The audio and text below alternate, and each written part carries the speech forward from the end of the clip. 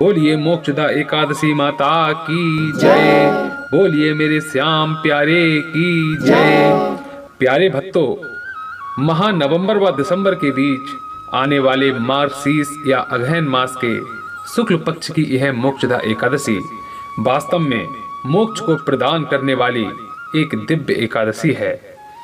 यह एकादशी इसलिए भी विशेष है क्योंकि इसी एकादशी तिथि को ही कुरुक्षेत्र की रणभूमि में भगवान श्री कृष्ण ने महाभारत के युद्ध के दौरान अर्जुन को श्रीमद् भागवत गीता का उपदेश देकर समस्त मानवता के लिए ज्ञान, कर्म और भक्ति का मार्ग प्रशस्त किया था। इस कारण से यह मोक्षदा एकादशी गीता जयंती के रूप में भी मनाई जाती है। यह एकादशी व्रत समस्त पापों को नष्ट करने वाला एवं सिद्धि प्रदान करने वाला व्रत है। एकादशी के दिन जो मनुष्य इस एकादशी महत्व को सुनता या पढ़ता है, उसको अश्वमेध यज्ञ का फल प्रदान होता है व 1000 गोदान का पुण्य मिलता है। वह करोड़ों वर्ष तक विष्णु लोक में वास करता है एवं व्रत करने वाले को ब्रह्म हत्या, गर्भपात, सुरापान, गुरु पत्नी से प्रसंग आदि बड़े से बड़े पापों से मुक्ति मिलती है व अंत में स्वर्ग लोक की प्राप्ति होती है।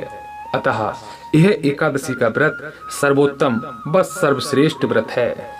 इस वर्ष 2025 में यह तिथि 30 नवंबर 2025 दिन रविवार को रात्रि 9:31 पर शुरू हो रही है।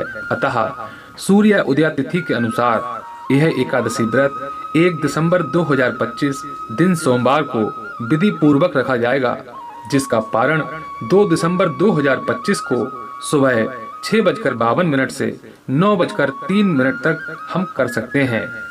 आज भगवान श्री कृष्ण के दामोदर रूप की पूजा की जाती है। इस व्रत का विधान भी उत्पन्ना एकादशी के समान ही है। उत्पन्ना एकादशी का संपूर्ण वृतांत सुनने के पश्चात धर्मराज युधिष्ठिर ने भगवान श्री कृष्ण से कहा, हे मधुसूदन, आप तो तीनों लोगों के स्वामी हैं, सबको सुख देने वाले हैं और जगत के पति हैं। मैं आपको नमस्कार करता हूँ। हे देव, आप सबके हितैषी हैं, इसलिए मेरे इस संशय को दूर कीजिए कि मार्गशीर्ष शुक्ला एकादशी का नाम क्या है, उस दिन कौन से देवता की पूजा की जाती है और उसकी विधि क्या है। भगवान, आप मेरे प्रश्नों का विस्तार पूर्वक उत्तर देने की कृपा कीजिए। भगवान श्री कृष्ण ने उत्तर दिया, हे धर्मराज, तुमने बड़ा ही उत्तम प्रश्न पूछा है। इससे आपका यह संसार में फैलेगा, सो आप ध्यान पूर्वक सुनिए। मार्गशीर्ष शुक्ला एकादशी अनेक पापों को नष्ट करने वाली है। इसका नाम मोक्षदा एकादशी है। इस दिन दामोदर भगवान की धूप, दीप, नैवेद्य आदि से भक्ति पूर्वक पूजा करनी चाहिए। भगवान श्री कृष्ण ने कहा, अब मैं एक अति प्राचीन कथा सुनाता हूँ कि किस प्रकार इस एकादशी का व्रत करने से नरक गए हुए माता पिता, पुत्र आदि को स्वर्ग की प्राप्ति होती है। गोकुल नामक नगर में बेखानस नाम का एक राजा राज्य करता था। उसके राज्य में चारों वेदों के ज्ञाता विद्वान ब्राह्मण रहते थे। वह राजा अपनी प्रजा का पुत्रवत पालन करता था। एक समय रात्रि को स्वप्न में राजा ने देखा कि उसका पिता नरक में पड़ा है। स्वप्न देखकर राजा को बड़ा दुख एवं आश्चर्य हुआ और प्रातःकाल होते ही विद्वान ब्राह्मणों से अपने स्वप्न की बात कही। राजा ने कहा, हे ब्राह्मणों, रात्रि को स्वप्न में मैंने अपने पिता को नरक में पड़ा देखा है और उन्होंने मुझसे कहा कि हे पुत्र, मैं नरक भोग रहा हूँ, मेरी यहाँ से मुक्ति करो। आप लोग मुझे कोई ऐसा तप, दान अथवा व्रत आदि उपाय बताएं जिससे मेरे पिता की मुक्ति हो जाए। उस पुत्र का जीवन व्यर्थ है जो अपने माता पिता तथा पूर्वजों का उद्धार न कर पाए। एक उत्तम पुत्र जो अपने माता पिता तथा पूर्वजों का उद्धार करता है, वह 1000 मूर्ख पुत्रों से अच्छा होता है। राजा के ऐसे वचन सुनकर ब्राह्मण कहने लगे, हे राजन, यहाँ समीप ही भूत भविष्य वर्तमान की ज्ञाता पर्वत ऋषि का आश्रम है। आपके प्रश्नों का उत्तर वे भली भांति दे सकते हैं। ऐसा सुनकर राजा पर्वत मुनि के आश्रम में चला गया। उस आश्रम में अनेकों शांत चित्त योगी और मुनि तपस्या कर रहे थे। उसी जगह चारों वेदों के ज्ञाता साक्षात ब्रह्मा के समान पर्वत मुनि विराजमान थे। राजा ने वहां जाकर उनको साष्टांग प्रणाम किया। पर्वत मुनि ने राजा से उनके आने का प्रयोजन पूछा। राजा ने कहा, हे मुनिवर, आपकी कृपा से मेरे राज्य में सब कुशल है, परंतु अकस्मात ही एक विघ्न आ गया है, जिससे मेरे हृदय में अत्यंत अशांति हो रही है। यह सुनकर पर्वत मुनि ने एक क्षण के लिए आंखें बंद की और भूत एवं भविष्य के बारे में विचार करने लगे।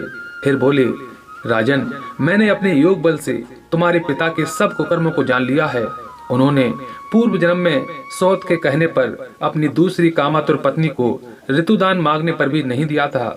उसी पाप के फल से तुम्हारे पिता को नरक भोगना पड़ रहा है।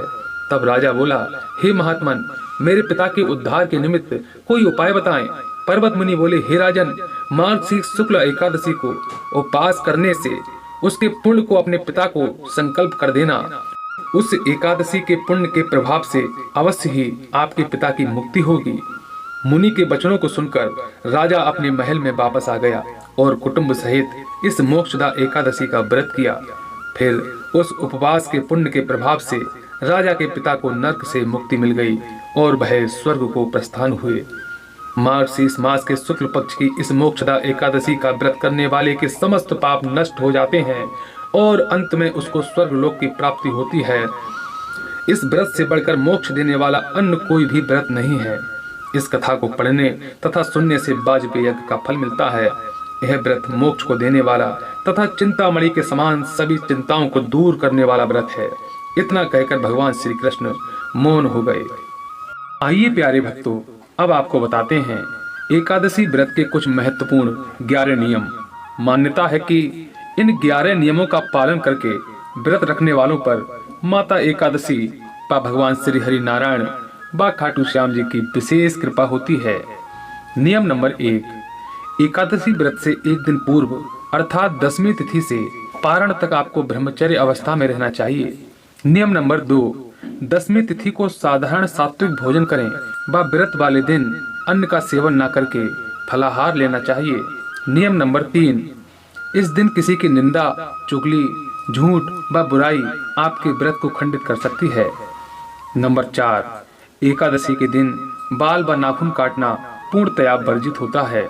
नियम नंबर 5, एकादशी से एक दिन पूर्व अर्थात 10वीं के दिन से ही चावल खाना पूर्णतया वर्जित होता है व पारण के बाद आप ठाकुर जी को भोग लगा के ही चावल ग्रहण कर सकते हो। नंबर 6, एकादशी के दिन रात्रि में ठाकुर जी की भक्ति में भाव विभोर होकर उनका भजन कीर्तन व स्मरण करना चाहिए। नंबर 7, व्रत के पारण के समय किसी ब्राह्मण को, गरीब को या कन्या को यथाशक्ति दान दक्षिणा जरूर देना चाहिए। नंबर 8, व्रत के दौरान समय समय पर ओम नमो भगवते वासुदेवाय मंत्र का जाप लगातार करते रहना चाहिए। नंबर 9, एकादशी व्रत के दिन लोगों के बीच कम से कम बैठें व कम बात करें, क्योंकि अक्सर लोगों से बात करते करते हम कुछ ऐसे पापदायक शब्द मुख से कह ही जाते हैं जो हम कहना नहीं चाहते थे। नंबर 10, घर में व्यर्थ क्रोध ना करें व आपस में मधुर संबंध बनाकर रहना चाहिए व शांति प्रिय माहौल बनाए रखें।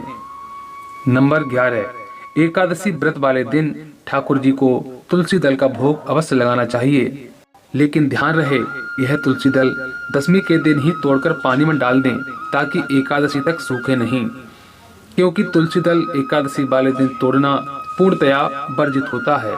एकादशी के दिन तुलसी माता पर जल चढ़ाना पूर्णतया वर्जित होता है। ऐसा करने से पाप लगता है। इसके अतिरिक्त आप एकादशी के दिन सूर्य अस्त होने के बाद शाम को तुलसी माता पर एक घी का दीपक अवश्य जलाएं और ओम नमो भगवते वासुदेवाय का कम से कम 3 बार जाप जरूर करें। इससे माता तुलसी, एकादशी व भगवान लक्ष्मी नारायण की कृपा आपके ऊपर हमेशा बनी रहती है। एकादशी व्रत रखने वालों को इन 11 नियमों का पालन अवश्य ही करना चाहिए, तभी माता एकादशी आपका यह व्रत स्वीकार करती हैं व आपको मनोवांछित फल प्रदान करती हैं। आइए भक्तों, अब जानते हैं एकादशी व्रत करने की महत्वपूर्ण पूजन विधि। सर्वप्रथम आप सूर्योदय से पहले बिस्तर से उठते ही मन एकादशी माता का स्मरण करें व ओम श्री श्याम देवाय नमः मंत्र को कम से कम 3 बार मुख से अवश्य बोलें। उसके बाद ही बिस्तर छोड़ें। तत्पश्चात स्नान कर घर के मंदिर में साफ सफाई करें। व लक्ष्मी नारायण की मूर्ति के समक्ष बैठकर हाथ में फूल, तिल, चावल व दक्षिणा लेकर आज के एकादशी व्रत का संकल्प करें। उसके बाद ठाकुर जी को गंगा जल से अभिषेक करा के चंदन का तिलक अवश्य लगाएं व तुलसी दल अर्पित करके दीप प्रज्वलित करें व सच्चे मन से कुछ देर तक भगवान श्री लक्ष्मी नारायण व माता एकादशी का ध्यान करें। उस दिन की एकादशी की कथा आप अवश्य पढ़ें या सुने। उसके पश्चात भगवान की आरती करें। ठीक ऐसी ही प्रक्रिया आपको द्वादशी के दिन व्रत के पारण के समय करनी होती है। उसके बाद भगवान का धन्यवाद दें अपने व्रत के सफल होने के लिए। तो प्यारे साथियों, ये थी एकादशी व्रत की कहानी और महत्वपूर्ण जानकारियाँ।